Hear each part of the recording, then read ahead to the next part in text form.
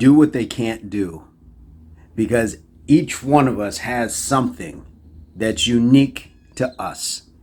And consider it a superpower. Consider it that something that you have that is unique to you. And when you utilize it and you sharpen it and you use it as a tool to inspire others around you or make change in your particular area of the world, which may have a ripple effect to other areas, you're doing something special. You are utilizing a full potential that has nothing to do with going to college or chasing a job promotion or anything else. It's special. It's you.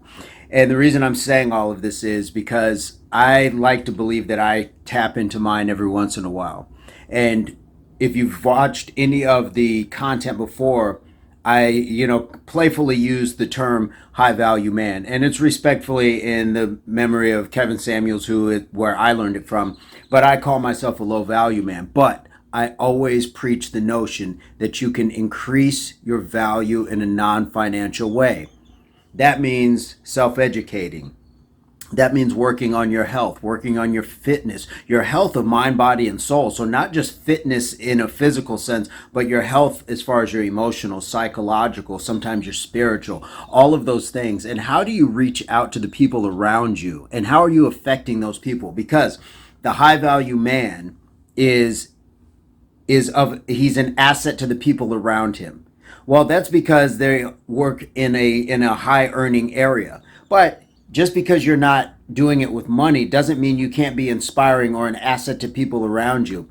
And I found that out recently. I've known this, but I saw it in real time because I saw somebody who wanted what I had. And it was only because they saw how I was working with people, and I hopefully am inspiring them. So I'm just going to take the liberty and use that word.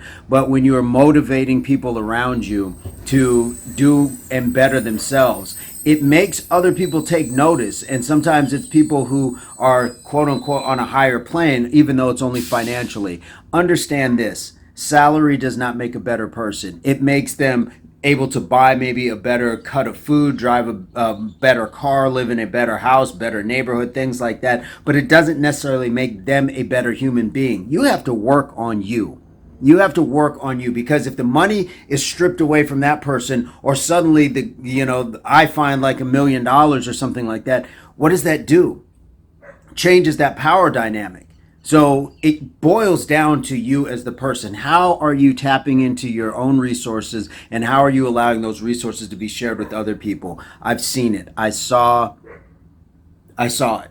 I'll leave it at that. But that's a whole different story, but it has relevance, but it can just point to the lesson. Guys, you are special and you have a superpower. You, whatever it is, you know what your strengths are. You know what some of your weaknesses are. Some of you haven't found it yet. Maybe I fully haven't realized or found mine either. But work with what inspires you in the moment. Work with what makes you feel good. Work with what allows you to make good connections with other people, and go from there, because you will grow. If you plant that seed and then you begin to water it, give it sunshine and things like that, those are the steps in which you will get growth.